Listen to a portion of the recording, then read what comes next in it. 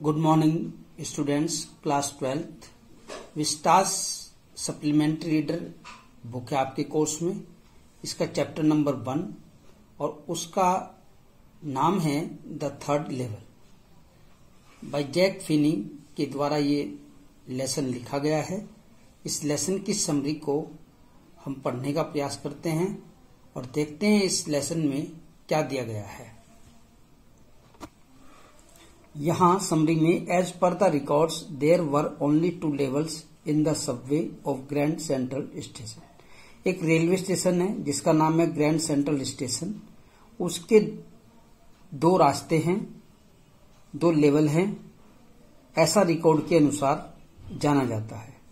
New York में यह स्थान है, but Charlie himself has witnessed the existence of the third level to.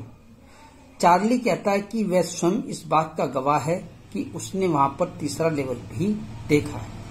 When his experience was brought to the notice to his psychiatrist friend, the latter termed it as a working dream of fulfillment। यहाँ इस lesson में जो बात ध्यान में आती है कि इनका एक मित्र है, वो मनोवैज्ञानिक है और उसका ये मानना है कि मेरे मित्र जागृत अवस्था में शायद कोई सपना देख रहे हैं, उनको कुछ महसूस हो रहा है, इसलिए वे थर्ड लेवल की बात कर रहे हैं। The friend said that the modern world was rife with insecurity, fear and worries, and hence Charlie was sub consequently taking a way of space escape।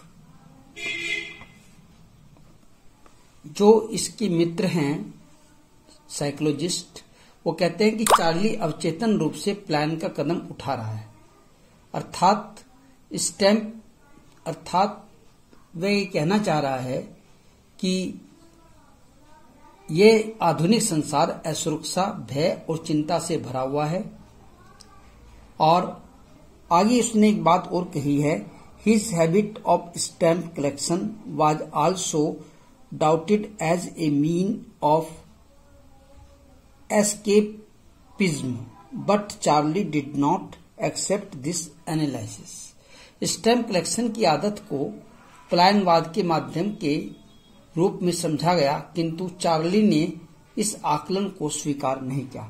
Charlie इस बात को लेकर सहमत नहीं है जो उसका फ्रेंड कह रहा है कि वह पलायनवादी हो गया है। वो इस संसार से दूर चला जाना चाहता है, इसलिए वह अपने मित्र से यहाँ पर एग्री नहीं है। खैर, एक दिन की बात क्या हुई, as effect of the matter Charlie kept on working till late hours, and then he intended to reach home as quickly as he could. In his hurry, he took the subway path to reach home to Lucia, his wife। उनकी पत्नी का नाम यहाँ Lucia है। एक दिन क्या घटित होता है कि चार्ली देर तक अपने ऑफिस में काम कर रहा होता है और वह जल्दी घर पहुंचने का इरादा भी रखता है उस दिन, और अपनी इस जल्दबाजी में उसने अपनी पत्नी तक पहुंचने के लिए एक भूमिगत रास्ता देखा और वह रास्ता उसने रेलवे स्टेशन पर देखा। अब आगे क्या कह रहे हैं, Charlie reached the first level and then he walked down to the second level. पहले तो चार्ली फर्स्ट लेवल पर गया और उसके बाद सेकंड लेवल पर गया, but when he moved further so as to get out of the Grand Central Station, और जैसे वे ग्रैंड सेंट्रल स्टेशन से बाहर जाने का प्रयास कर ही रहा था, he got lost in a corridor। वह कॉरिडोर में कहीं खो जाता है। Previously to some incidences and happened to him where his exit points had been quite different anyway, this time too he kept on moving forward and appeared on the third level of Grand Central Station. वह क्या कह रहा है कि पहले ही उसके साथ 2 घटनाएं घटित हो चुकी थी, जहां पर बाहर निकलने के 2 द्वार थे, फिर भी इस बार वह आगे बढ़ता रहा और ग्रैंड सेंट्रल स्टेशन के 3य तल पर पहुंच गया। यहां पर वो 3rd लेवल की बात आती है कि कॉरिडोर में चलते हुए वह अपना रास्ता भटक जाता है और 3rd लेवल पर पहुंच जाता है। He started to notice that things were quite different on the 3rd level. वह देख रहा था कि 3य लेवल पर जितनी भी चीजें हैं वो बिल्कुल अलग ही प्रकार की है। There were brass spittoons and gas lights flickering. वो वहां की 2 चीजें देखता है और कहता है कि वो पीतल के जो पीकदान हैं और गैस की जो मसाले हैं वहां पर चमक रही हैं और वो भी पुराने समय की हैं। All were dressed the way people happened to be in the 1890s। जो लोग कपड़े पहने हुए थे वो 1890 के आसपास के थे। He also found copies of newspaper, और उसको वहां पर एक समाचार पत्र भी मिलता है, the World bearing June 11, 1894 as date of publications. प्रकाशन की ओर से उस पर जो डेट डाली गई थी वो 11 जून 1894 थी। और इस तरह से वो आगे बढ़ता है।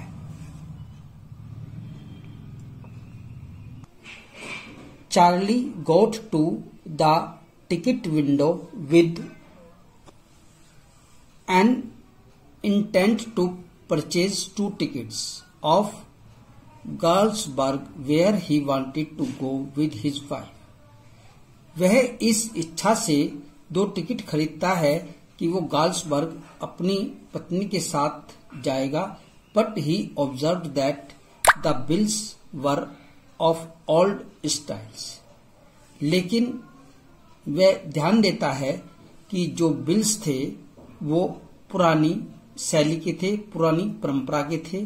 The booking clerk rebuked Charlie for having produced fake currency notes.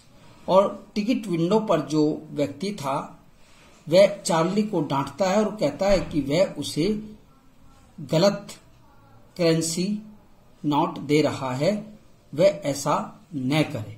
The following days Charlie withdrew $300 from the bank and got them exchanged with old style bills। अगले दिनों में चार्ली $3,000 की बैंक में जाकर पुरानी करेंसी खरीद लेता है। Subsequently he tried many a time to get to the 3rd level, but he could not find the corridor which had led him to the 3rd level। और जब वह उस करेंसी को लेकर वहां पहुंचता है तो वह उस 3य तल पर जाने का रास्ता ढूंढ नहीं सका। उसने काफी प्रयास किया कि वह 3य तल पर पहुंच जाए, लेकिन वह रास्ता उसे नहीं मिला।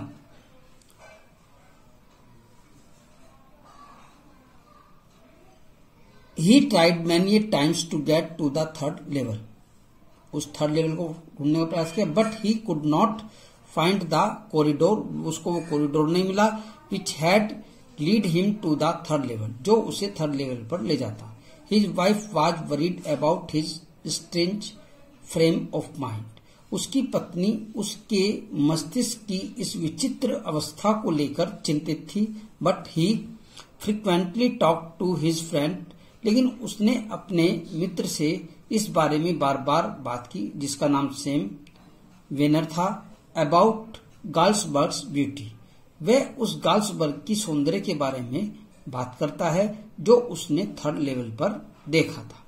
Further one night Charlie was fussing among the oldest first day covers.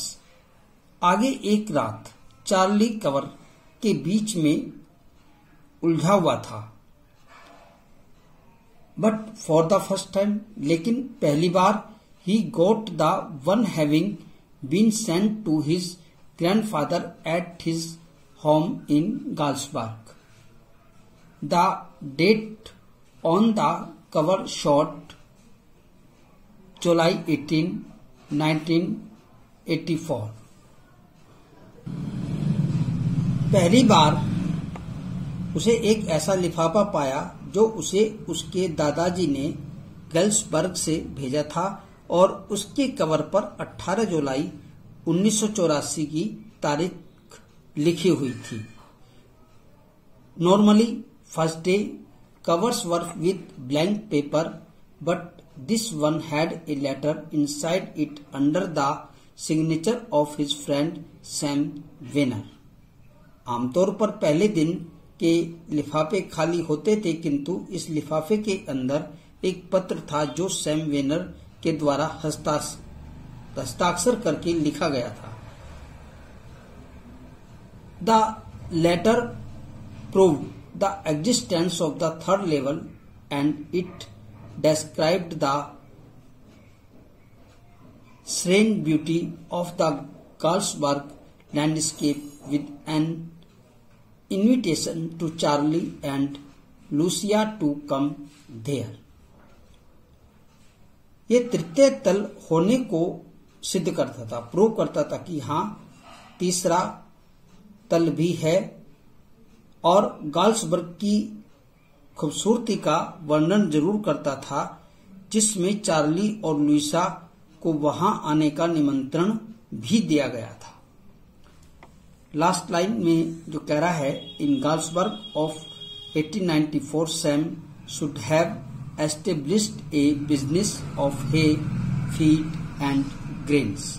गाल्सबर्ग में 1894 में सैम ने भूसा, चारा और दाने का व्यापार शुरू कर लिया था। ये समरी है इस चैप्टर की, जिसे द थर्ड लेवल के नाम से सप्लीमेंट्री की बुक में पहले लेसन में रखा गया है, और इस समरी को आप 2 या 3 बार जरूर देखेंगे ताकि इस लेसन की सभी बातें आपको समझ में आए, और क्वेश्चन आंसर इसके बाद आपको भेजे जाएंगे, वो आप अपनी नोटबुक में जरूर करेंगे। Okay, thank you very much.